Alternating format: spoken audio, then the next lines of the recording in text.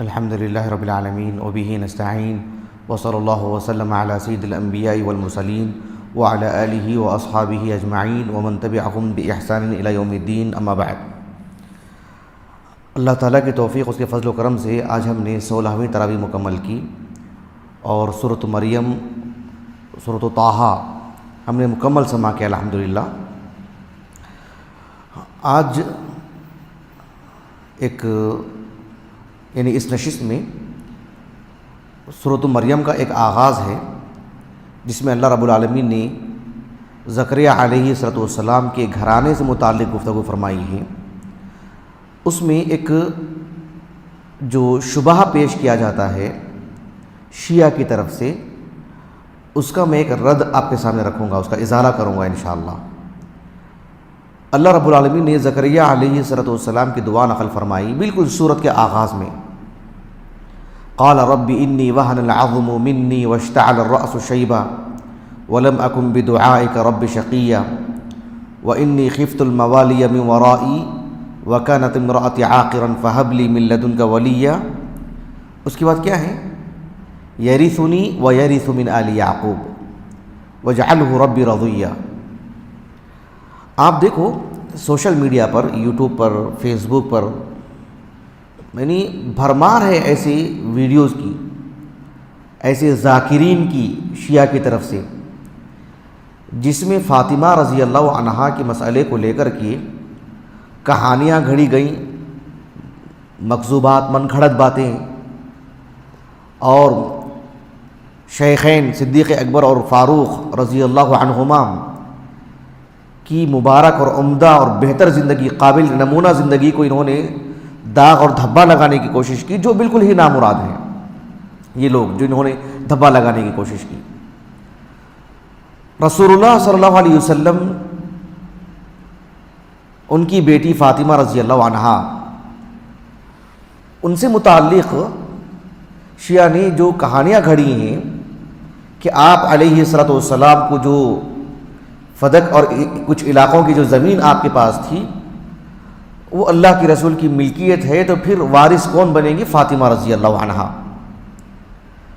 اب اس کے لیے طرح طرح کے استدلالات، ان کے دلائل میں سے ایک دلیل، بلکہ اس دلیل سے استدلال، یہ آیت کریمہ کہ زکریا علیہ السلام نے اللہ سے یہ دعا کی کہ اے اللہ مجھے اولاد عطا فرما، نرینہ اولاد، لڑکا دے، مجھے بیٹا دے۔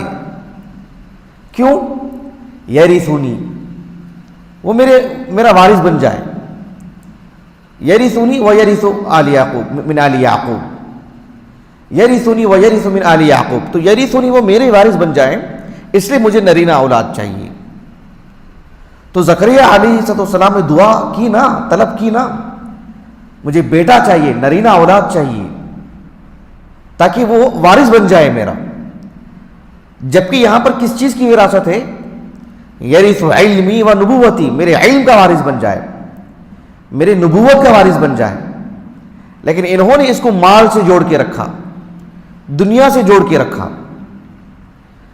قابل غور بات یہ ہے کہ اس سلسلے میں اہل علم نے جب سے انہوں نے اس کو دلیل بنا کر کے پیش کی، اہل علم برابر رد کرتے آ رہے ہیں۔ حافظ ابن کثیر رحمہ اللہ نے بھی نہایت اختصار سے سہ نکاتی امور میں اس کا رد کیا۔ 3 باتیں پیش کی ابن کثیر نے رحمہ اللہ۔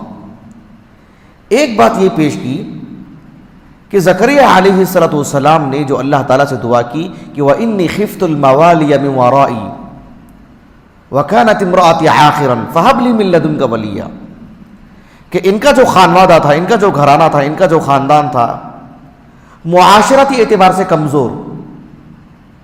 اے اللہ ایسا نہ ہو کہ میرے اس معاشرے پر میرے انتقال کے بعد، میری وفات کے بعد لوگ ظلم کریں ان پر، مجھے نرینہ اولاد عطا فرما، بیٹا، نرینہ اولاد، تاکہ وہ ان کی نگہداشت کر سکے اور وہ میرا وارث بھی بنے، نبوت کا، علم کی روشنی میں، عدل کی روشنی میں وہ لوگوں کے ساتھ معاملہ کرے۔ ظالموں کے مقابلے میں ظلم نہیں چاہیے، ظالموں کے مقابلے میں عدل چاہیے۔ یہ دعا کی زکریا علیہ السلام نے، اسی لیے کہا کہ یرثنی ویرث من آل یعقوب۔ تو پھر اس آیت کریمہ میں جو دعا بتائی گئی ہے زکریا علیہ السلام کی، اس سیاق میں، اس پس منظر میں، یہ نہیں کہ زکریا علیہ السلام کو اس بات کی فکر دامنگیر تھی کہ میرے پاس جو مال ہے ایسا نہ ہو کہ میرے انتقال کے بعد میرے خاندان کے لوگ ہڑپ کر لیں، وہ ہتھیا لیں، وہ کھا لیں پی لیں، اس لیے مجھے نرینہ اولاد دے تاکہ کل کا کل مال اسی کو مل جائے، کسی اور کے کھاتے میں کچھ بھی نہ جائے۔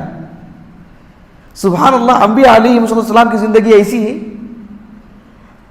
انبیاء علیہ السلام کی زندگی سب سے اعلیٰ ہے، عرفہ ہے، دنیا میں اعتبار سے وہ ازہد الناس فی الدنیا ہوتے ہیں، دنیا کے اعتبار سے سب سے کم تعلق ہوتا ہے۔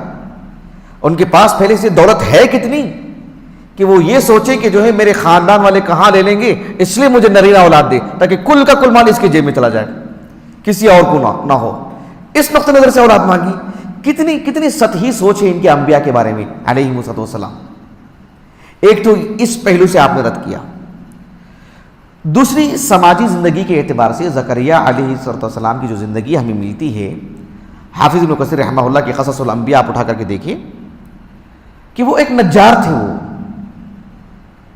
وہ نجار تھے، لکڑیاں جو ہے لے کر آتے اور اس کے ذریعے سے متعدد چیزیں بناتے جو لوگوں کی ضروریات کی ہیں۔ تو اس اعتبار سے آپ کے پاس کتنا مال تھا جس کی وجہ سے آپ کو اتنی فکر رہ گئی کہ جو مجھے بیٹا چاہیے اس کا وارث ہونے کے لیے؟ کتنا مال جمع کر لیا تھا آپ نے؟ آپ کے پاس تھی کتنی دولت جس کی وجہ سے اتنی فکر کی جو ہے آپ نے اپنے ایک منتخب دعا رکھی اللہ کے سامنے، اپنے لیے سب سے عزیز چیز مانگی اللہ سے آپ نے۔ اگر کسی سے کہا جائے کہ جو ہے بھئی آپ کے لیے بس ایک ہی خواہش ہے، جو مانگنا ہے مانگو، اس میں ایک اچھا انسان کتنی اچھی چیز کا طلب کرے گا، چاہے جائے کہ انبیاء علیہ السلام، زکریا علیہ السلام کو جو اللہ نے ان کی دعا نقل فرمائی، یہ ایک دعا ہے قرآن میں ان کی، یہ اکیلی دعا ہے قرآن میں ان کی، متعدد اسالیب میں بیان کی گئی ہے۔ تو اللہ سبحانہ و تعالیٰ نے ان کی پوری دعاؤں میں اس ایک دعا کو نقل کیا کہ انہوں نے اپنے مال کی حفاظت کے لیے بیٹے کو طلب کیا، یرثنی ویرث من آل یعقوب۔ کتنی حیران کن بات ہے، سبحان اللہ۔ ایک تیسری بات وہ یہ ہے کہ انبیاء علیہ السلام وہ اپنی دولت بطور وراثت نہیں چھوڑ کے جاتے ہیں کہ لوگوں میں تقسیم، ان کے آل اولاد میں تقسیم ہو۔ ان کی وراثت میں جو چیز چھوڑی جاتی ہے وہ علم۔ ایک حدیث مبارکہ ہے سنن ابی داؤد کی کتاب العلم میں، سنن ترمذی کی بھی ابواب العلم میں، اور سنن ابن ماجہ کا جو مقدمہ ہے شروع میں افتتاح الکتاب، اس میں ہی ابو الدرداء رضی اللہ عنہ، ایک سیاق ہے اس کا بہت دلچسپ، لیکن وقت کی قلت کی وجہ سے میں نہیں بتا پا رہا ہوں۔ ابو الدرداء رضی اللہ عنہ نے ایک صاحب کو جن کے پاس علم کی طلب تھی واقعتاً، ان سے کہا کہ وَإِنَّ الْعُلَمَاءَ وَرَثَةُ الْأَنْبِيَاءِ، اہل علم انبیاء کے وارث ہوتے ہیں، انبیاء کے وارث۔ اور انبیاء وراثت میں کیا چھوڑ کر جاتے ہیں؟ لا يورثوا وَإِنَّ الْأَنْبِيَاءَ لَمْ يُوَرِّثُوا دِينَارًا وَلَا دِرْهَمًا وَإِنَّ الْأَنْبِيَاءَ لَمْ يُوَرِّثُوا دِينَارًا وَلَا دِرْهَمًا۔ علماء انبیاء کے وارث ہوتے ہیں، اور انبیاء وراثت میں دینار اور درہم چھوڑ کر نہیں جاتے ہیں، بلکہ کیا چھوڑ کر جاتے ہیں؟ وَرَّثُوا الْعِلْمَ، اور وراثت میں علم دے کر کے جاتے ہیں۔ تو اسی لیے علماء، جو بھی آج ایک شخص غیر مسلم ہے، اسلام قبول کیا، شریعت کا علم حاصل کیا، وہ نبی کا وارث ہو گیا، وہ نبی کا امتی ہونے کے ساتھ ساتھ وہ نبی کے علم کا وہ وارث۔ اب ذرا غور کیجیے، اللہ کے رسول علیہ السلام نے سارے انبیاء سے متعلق یہی بات کہی کہ وہ دینار اور درہم نہیں، وہ علم چھوڑ کر کے جاتے ہیں۔ قرآن مجید میں اللہ سبحانہ و تعالیٰ نے سورۃ النمل میں داؤد اور سلیمان علیہ السلام سے متعلق کہا وَوَرِثَ سُلَيْمَانُ دَاوُودَ۔ کیا ترجمہ ہے اس کا؟ وَوَرِثَ سُلَيْمَانُ دَاوُودَ، سلیمان نے داؤد کے وارث بنے، سلیمان داؤد کے وارث بنے، سلیمان داؤد کے وارث بنے علیہ السلام۔ کس چیز کی وراثت؟ علم، نبوت۔ ذرا غور کیجیے، اگر مال ہوتا وَوَرِثَ سُلَيْمَانُ دَاوُودَ، سلیمان داؤد کے وارث بنے، کس میں؟ مال میں۔ اگر ایسی بات ہوتی تو داؤد علیہ السلام کی ایک ہی بیوی تھی، متعدد بیویاں تھیں، ایک ہی بیٹے تھے، متعدد اولاد تھی ان کی، تو پھر یہ اکیلے وارث بنے ان کے مال کے؟ یہ کیسی بات ہوئی؟ کیوں خاص کیا گیا ان کو؟ داؤد علیہ السلام کی متعدد بیویاں تھیں اور بھی اولاد تھیں، لیکن صرف یہی وارث بنے، بھئی کس اعتبار سے؟ اور پھر اگر مال ہی کے وارث بنتے ہیں تو ذکر کرنے کا فائدہ کیا ہے؟ دنیا میں کون سا باپ ہے جس کا بیٹا اس کا وارث نہیں بنتا ہے؟ اس میں کون سی خصوصیت رہ گئی سلیمان کی علیہ السلام؟ قرآن جیسا سنجیدہ کلام، اس میں ایسی بیکار کی بات کیوں کی گئی ہے؟ عام سی بات ہے یہ، بیٹا کس باپ کا وارث کون بنتا ہے؟ اس کا بیٹا بنتا ہے، اس کی اولاد بنتی ہے، بیٹا ہو بیٹی ہو، لیکن کیوں تخصیص کی گئی ان کی اور ذکر ہی کیوں کیا گیا اگر مال کی بات ہوتی تو؟ اس کا مطلب یہ ہوا کہ یہ علم کی وراثت ہے۔ اب ذرا غور کیجئے، اہل علم عام طور پر کہتے ہیں کہ اہل بدعت یا کوئی بھی مخالف کتاب و سنت جب کسی آیت سے کسی حدیث سے اپنے لیے ایک باطل طریقے سے استدلال کرتا ہے تو اہل علم جہاں متعدد دلائل سے اس کا رد کرتے ہیں، اسی آیت سے اسی حدیث سے بھی رد کرتے ہیں جس سے وہ استدلال کر رہا ہے۔ اب یہاں پر ہے یرثنی و یرث من آل یعقوب، زکریا علیہ السلام اگر صرف مال ہی کے لیے ایک وارث مانگ رہے ہیں تو اپنے لیے مانگتے ہیں، اپنے مال کے لیے، و یرثنی من آل یعقوب، اس کی وجہ کیسے وارث بن سکتی ہیں اکیلی؟ آل یعقوب کا جو کچھ مال ہے جو ان کی جیب میں، سبحان اللہ العظیم، یہ کیسے ہو سکتا ہے؟ یہ آیت کریمہ خود رد کر رہی ہے اس کی کہ یہ علم اور نبوت کی وراثت کی مانگ ہے، اس سے متعلق دعا ہے۔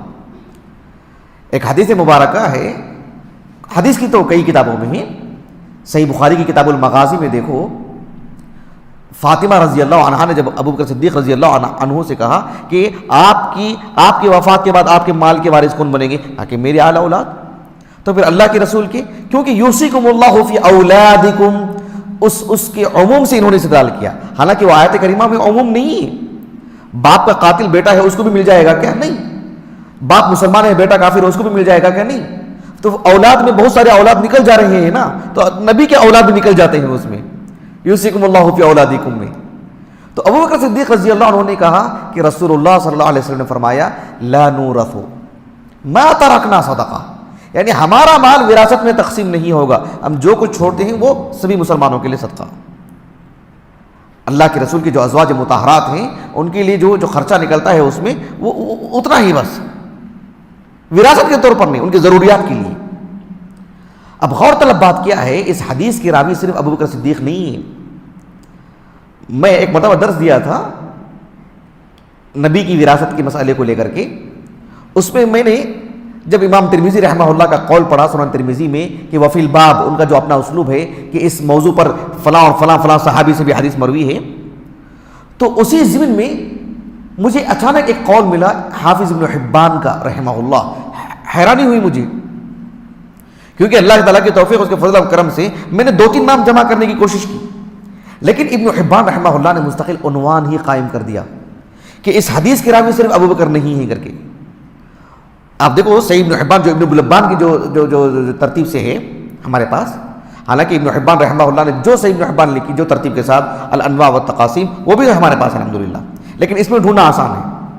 کتاب المغازی میں دیکھو آپ کہ ابن حبان رحمہ اللہ نے عنوان قائم کیا باب، کہ باب ذکر الخبر المدحض قول کیا ہے من زعم على من زعم قوله صلی اللہ علیہ وسلم لا نورث ما ترکنا صدقہ تفرد به الصدیق وقد فعل، یعنی اس آدمی پر رد ہے جو یہ کہتا ہے کہ اس حدیث کے صرف راوی ابو بکر صدیق ہیں، تفرد به الصدیق، جو ایسا کہتا ہے ذکر الخبر المدحض علی من زعم، جو یہ گمان کرتا ہے، جو یہ دعویٰ کرتا ہے کہ اس کو صرف ابو بکر ہی تو پیش کیے، ٹھیک ہے ابو بکر بھی اگر پیش کرتے تب بھی صحیح سند سے ثابت ہو تو وہ کفایت کر جاتی ہے، لیکن مزید صرف ابو بکر صدیق اس کے راوی نہیں ہے۔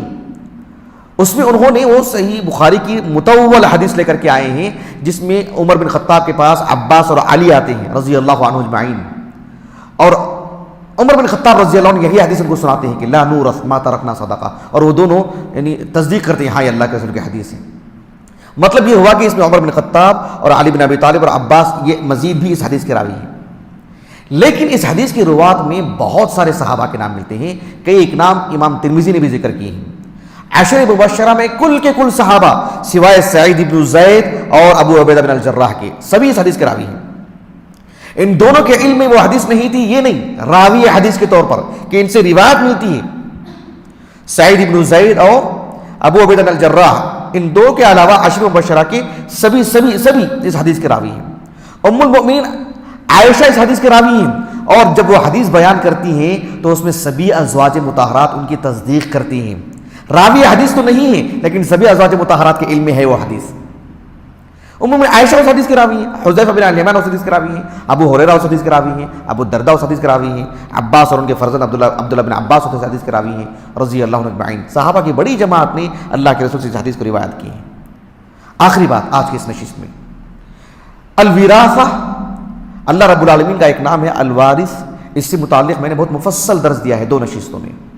میں یہاں یہ بتانا چاہ رہا ہوں آج کی اس نشست میں کہ الوراثہ، وراثت کی جو بات ہے وہ صرف مال کے لیے نہیں ہے. قرآن اور حدیث میں یہ کئی چیزوں کے لیے، نبوت کے لیے بھی، جیسے میں نے کہا ووارث سلیمان و داؤد، علم کے لیے بھی، ورثوا العلم، علم کو وراثت میں دے کے جاتے ہیں انبیاء علیہ السلام. جنت کے لیے بھی وراثت کا لفظ آتا ہے، خلافت کے لیے بھی. سورۃ الانبیاء کے اواخر میں دیکھو آپ، وَلَقَدْ كَتَبْنَا فِي الزَّبُورِ مِن بَعْدِ الذِّكْرِ أَنَّ الْأَرْضَ يَرِثُهَا عِبَادِيَ الصَّالِحُونَ. سورۃ الفاطر میں دیکھو ثُمَّ أَوْرَثْنَا الْكِتَابَ الَّذِينَ اصْطَفَيْنَا مِنْ عِبَادِنَا. تو یہ وراثت کا معاملہ بہت عام ہے، جنت کے لیے بھی اللہ رب العالمین نے بیان کیا سورۃ الزمر کے اواخر میں. بہرحال تو یہ اس آیت کریمہ سے ان کا کسی طور پر بھی استدلال درست نہیں ہے. اللہ رب العالمین سے دعا ہے کہ اللہ تعالیٰ ہمیں قرآن مجید کو سمجھ کر کے پڑھنے، تدبر کرنے کہ اللہ میں توفیق دے، سعادت دے. سبحانک اللہم و بحمدک، اشہد ان لا الہ الا انت، استغفرک و اتوب الیک.